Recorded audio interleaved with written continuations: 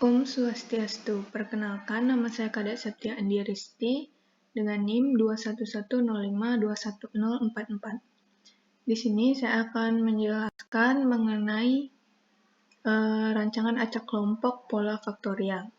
Nah, adapun kasus yang saya ambil yaitu pengaruh jenis POC atau pupuk organik cair dengan notasi B1 dan B2 dan konsentrasi POC dengan notasi N0, N1, N2, N3, dan N4 terhadap pertumbuhan tanaman sawi.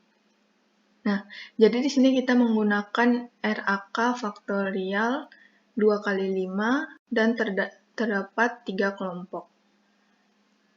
Adapun faktornya yaitu yang pertama jenis pupuk organik cair yang dinotasikan dengan B, terdapat 2 taraf yaitu B1 dan B2. B1 ini artinya POC jenis NASA dan B2 POC jenis Biosugi. Selanjutnya konsentrasi dinotasikan dengan N. N0 ini artinya ditambahkan 0 POC atau tidak ditambahkan.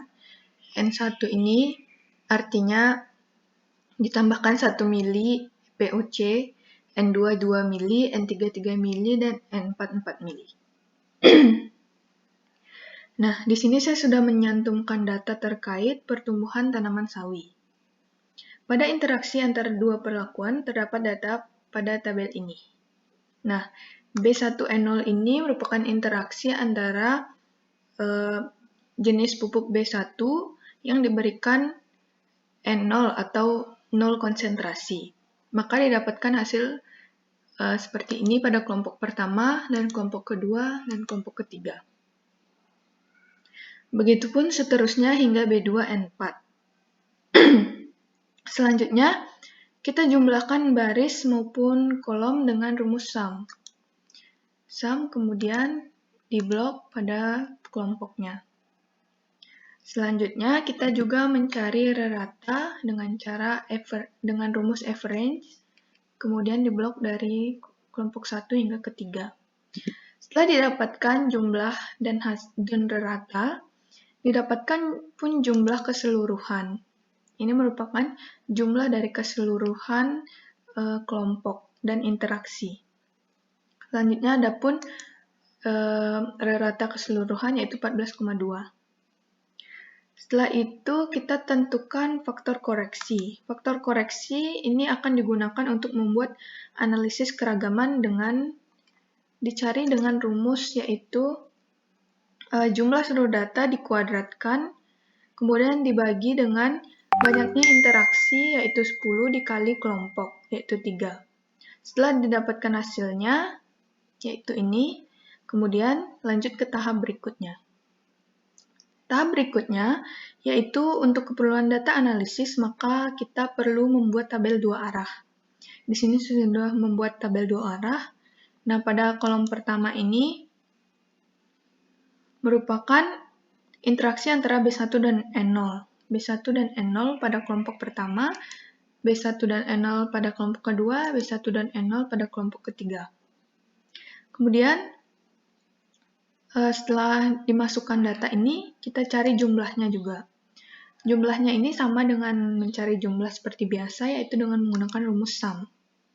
Kemudian blok pada seluruh data. Di sini ada 6 data dan hasilnya yaitu 81,90. Begitu juga mencari jumlah pada N0, N0B1 dan seterusnya. Dapatkan hasil seperti ini. Selanjutnya setelah mendapatkan jumlah kita juga mencari ratanya. Rumus rata yaitu kita gunakan average, kemudian kita blok jumlah datanya. Nah, di sini jumlah data ada 6, jadi kita menggunakan 6. Ini artinya taraf B itu ada 2 dikali dengan jumlah kelompok ada 3. Dan kita bagi dengan 6. Nah, selanjutnya pada rata ini juga jumlah dan rata ini juga sama, kita menggunakan rumus sum, kemudian kita blok seluruh data. Di sini terdapat data sebanyak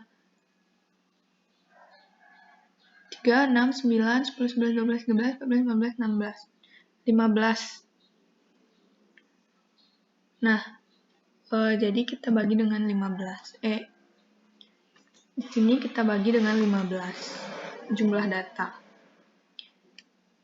Akan didapatkan hasil seperti pada tabel. Nah, di sini jumlah dan rata akan sama dengan jumlah dan rata pada tabel interaksi. Selanjutnya, kita akan mencari sumber keragaman yang dilakukan secara manual, yaitu pada sumber keragaman ini akan berbeda dengan sumber keragaman yang kita lakukan pada RAL faktorial, karena pada RAK faktorial terdapat baris kelompok seperti ini. Kita tambahkan baris kelompok. Cara mencarinya yaitu kita cari dari DB terlebih dahulu. DB perlakuan yaitu banyaknya seluruh data dikurang 1, dapatkan hasil 9. Kemudian DB kelompok, banyaknya kelompok yaitu 3 dikurang 1, hasilnya 2. Selanjutnya DBB, jumlah data B dikurang 1, jumlah data B itu 2, dikurang 1, hasilnya 1. Kemudian DBN juga, jumlah data N dikurang 1. Dan DB interaksi merupakan DB perlakuan dikurangi DBB dikurangi DBN. Kemudian totalnya ini merupakan jumlah seluruh data dikurangi 1, hasilnya 29. Nah, pada DB galat ini merupakan DB total dikurangi dengan DB perlakuan dan dikurangi dengan DB kelompok, maka hasilnya 18, berbeda dengan RAL yang saya jelaskan sebelumnya. Selanjutnya kita masuk pada tabel JK. Pada tabel JK ini, JKP merupakan jumlah kuadrat dari seluruh interaksi dibagi dengan jumlah kelompok, yaitu 3, kemudian dikurangi dengan FK. Nah, selanjutnya pada JKK, jumlah kuadrat dari kelompok dibagi dengan banyaknya perlakuan, yaitu 10, kemudian dikurangi dengan FK. Selanjutnya JKB ini merupakan jumlah kuadrat dari seluruh B dibagi banyaknya taraf N dikali kelompok dikurang F.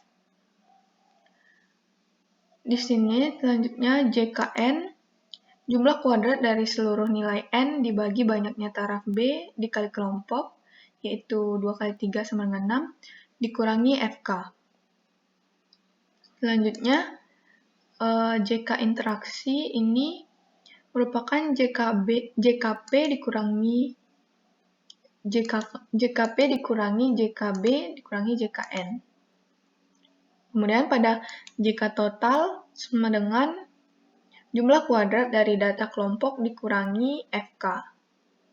Nah, pada JK galat ini merupakan JK total dikurangi JK perlakuan dan dikurangi JK kelompok. Selanjutnya pada KT ini merupakan jumlah kuadrat dibagi dengan DB. Dapat kita lihat jumlah kuadrat dibagi DB. Jika kita mencari jumlah kuadrat kelompok, kita tinggal membagi jumlah kuadrat kelompok dibagi dengan DB. Begitu pula seterusnya. Selanjutnya, kita mencari F-hitung. F-hitung ini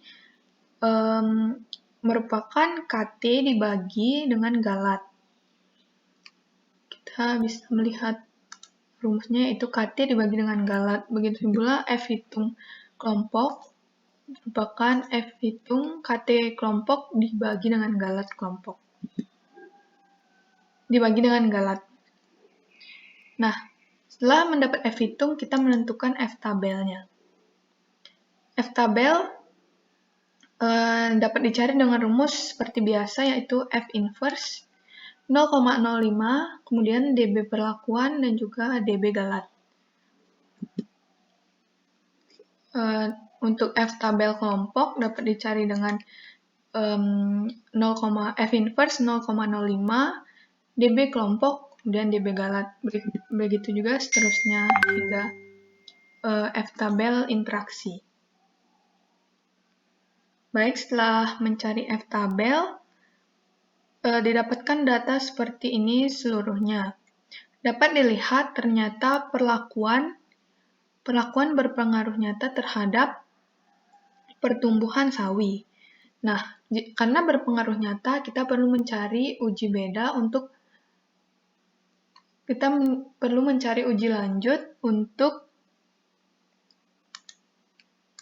uji lanjut untuk menentukan pelakuan mana yang terbaik untuk kita lakukan. Nah, di sini saya menggunakan uji lanjut Duncan. Uji lanjut ini dilakukan untuk mengetahui interaksi atau kombinasi perlakuan yang mana yang terbaik. Uji lanjut, kita pertama melakukan copy data pada tabel interaksi agar lebih memudahkan. Nah, setelah kita copy di sini, kemudian kita input ke dalam tabel yang telah kita sediakan. Nah, tabel ini sudah saya buat, terdapat perlakuan, rata, selisih, dan juga notasinya. Nah, pada perlakuan ini, setelah kita copy, kita harus mengurutkan dari yang terbesar hingga ke terkecil. Kita dapat mengurutkannya dengan cara data, kemudian kita bisa mengurutkan secara custom. Nah, karena di sini saya sudah urutkan, jadi saya lanjut saja ke tahap berikutnya. Setelah diurutkan, kita mencari nilai selisih dari masing-masing data dengan cara kita mengurangi, pada selisih ini kita mengurangi interaksi pertama dan kedua. Pada selisih ini kita mengurangi interaksi pertama dan ketiga, begitu pula seterusnya, hingga pertama dan ke-10. Nah, pada interaksi yang kedua, pada tabel selisih yang kedua, kita mengurangi interaksi kedua dan ketiga, kemudian selanjutnya kedua dan keempat, hingga kedua dan ke-10. Nah, cara itu dilakukan seterusnya hingga mencapai selisih yang terakhir. Setelah itu, kita menentukan pembanding dengan cara melihat pada tabel Duncan. Ini merupakan data yang saya input dari tabel Duncan. Setelah itu, kita kalikan dengan SY untuk mendapatkan pembandingnya.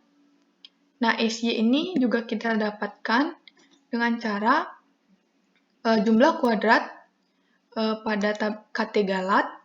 Ini KT galat, jumlah kuadrat KT galat dibagi dengan banyaknya kelompok. Banyaknya kelompok yaitu 3. Nah, hasilnya didapatkan seperti pada layar, yaitu 0,07. Nah, setelah didapatkan SY dikalikan dengan setiap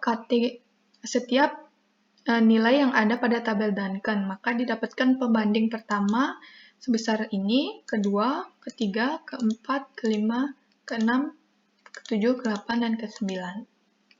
Dapatkan 9 pembanding. Nah, setelah itu bandingkan dengan selisih, apakah dia lebih besar atau lebih kecil. Nah, jika selisih lebih besar, maka dicantumkan tanda bintang. Jika lebih kecil, kita menggunakan NS. Nah, setelah kita memberi lambang tersebut, kita lanjut mencari notasi. Nah, di sini saya sudah mencari notasinya dan mendapatkan data seperti ini.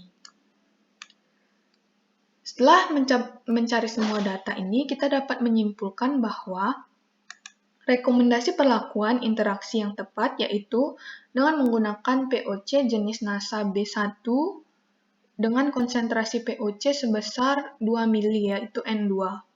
Di sini juga dapat disimpulkan bahwa perlakuan yang dilakukan berpengaruh terhadap pertumbuhan tanaman sawi. Nah, sekian dari penjelasan saya mengenai RAK faktorial.